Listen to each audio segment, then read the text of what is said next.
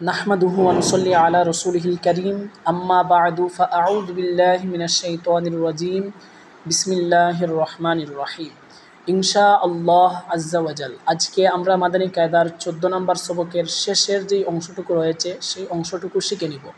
মাদানী কায়দার 14 নম্বর সবকের শেষের অংশটুকু আজকে হচ্ছে ইকলাব সম্পর্কে আলোচনা এবং ইকলাবের যে শব্দগুলা দেওয়া হয়েছে সেগুলা পড়া এবং শিখা। আর ইকলাবের হরফ হচ্ছে শুধুমাত্র একটি, ইকলাবের হরফ হচ্ছে শুধুমাত্র বা। আর বা হরফটির মধ্যে কখন ইকলাব হবে সেটি স্মরণ রাখবেন নুন সাকিন ও তানবিনের পর। নুন সাকিন কিংবা তানবিনের পর যদি কোথাও বা আসে, নুন সাকিন ও তানবিনের পর যদি বা আসে, তাহলে উক্ত নুন সাকিন ও তানবিনকে পরিবর্তন করে ছোট্ট একটি মিম লিখে দেওয়া হয়। ওই ছোট্ট মিমকে উচ্চারণ করে পড়তে হবে এবং স্মরণ রাখবেন ছোট্ট যেই মিমটি লিখে দেওয়া হয় সেই মিমটি যেই হরফের মধ্যে যেই মিম আসে এই মিমের মতো উচ্চারণ ঠোঁটের মধ্যে লেগে উচ্চারণ হবে না। যখন আমরা উচ্চারণ করব মিউ বাদি, উভয় ঠোঁট হালকা একটু ফাঁকা থাকবে, যেন উভয় ঠোঁট একটার সাথে আরেকটা মিমের মাখরাজের মধ্যে যেভাবে লাগে এইভাবে লেগে না যায়, হালকা একটু ফাঁক থাকবে। তো আসুন আমরা শিখে নিই। আউযু বিল্লাহি মিনাশ শাইতানির রাজীম বিসমিল্লাহির রহমানির রহিম। মিম নুন জের মিন, বা আইন জবর বা, মিন মিন বা, দাল জের দি, মিন বা দি, মিম নুন জের মিন, বা কফ জবর বাক, মিন বাক, লাম জেরলি, মিন বাকলি, হা আলিফ জবর হা, মিন বাকলিহা, হামজা নুন জবর আন, বা হামজা জের বি, আও বি, হা মিম পেশ হুম, আও বি হুম, লাম জবর লা, ইয়া নুন পেশ ইউন, লায়ুন, বা জবর বা, লায়ুন বা, জাল জবর জাল, নুন জবর জান, লায়ুন বাদান, নুন জবর না, লায়ুন বাদান না। আমরা এতক্ষণ যা পড়েছি সেগুলো হচ্ছে নুন সাকিনের পরে বা এসে উচ্চারণ হয়েছে। এখন তানবিনের পরে বা আসলে কিভাবে উচ্চারণ হবে সেটা দেখে নিই।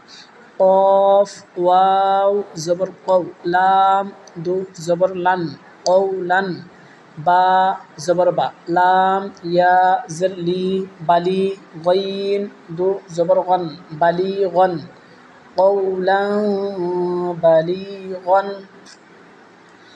খ জবর খ, বা ইয়া জের বি, খবি, র দু জবর রন, খবিরন, বা জবর বা, সদ ইয়া জের সি, বাসি, র দু জবর রন, বাসিরন, খবিরন বাসিরন, জিম নুন জবর জান, নুন জবর না, জান্না, তা দু জের তিন, জান্নাতিন, বা জের বি, র বা জবর রবে, বিরবে, ওয়াও জবর ওয়া, বিরবে ওয়া, তা দু জের তিন, বিরবে ওয়া তিন, জান্নাতিন বিরবে ওয়া তিন, কাফ জের কি, র আলিফ জবর র, কির মিম দু জের মিন, কিরামিন,